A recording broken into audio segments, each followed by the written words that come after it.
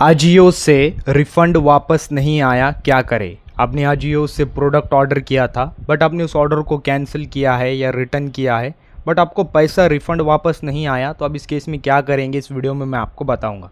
इस वीडियो में मैं आपको 2 स्टेप बताऊंगा जिनके थ्रू आप इस प्रॉब्लम को सॉल्व कर सकते हैं। First step, Ajio app open करना है, फिर नीचे अकाउंट ऑप्शन शो होगा, इस पर क्लिक करना है। फिर कुछ इस तरह का इंटरफेस आएगा, यहाँ पर आजियो वॉलेट ऑप्शन शो होगा, इस पर क्लिक करना है। फिर यहाँ पर कुछ इस तरह का इंटरफेस ओपन होगा, यहाँ पर आजियो वॉलेट में आपका जो अमाउंट जमा है, पैसा जमा वापस आया है, वो यहाँ पर आपको दिखाई देगा।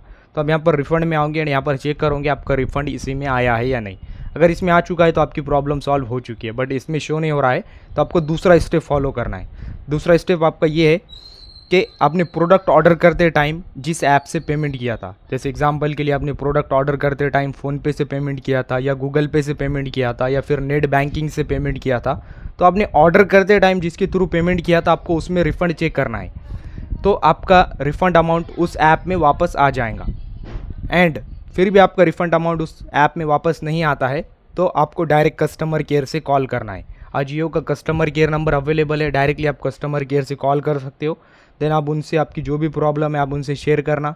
जैसे आप बोल सकते हो मैंने प्रोडक्ट रिटर्न कर 2 दिन हो चुके हैं लेकिन अभी तक पैसा वापस नहीं आया, या आपके केस में जो भी आपकी प्रॉब्लम है आप उनसे शेयर करोगे, देन वो आपकी प्रॉब्लम सॉल्व कर लेंगे। वीडियो इन्फॉर्मेटिव लगा तो लाइक करना।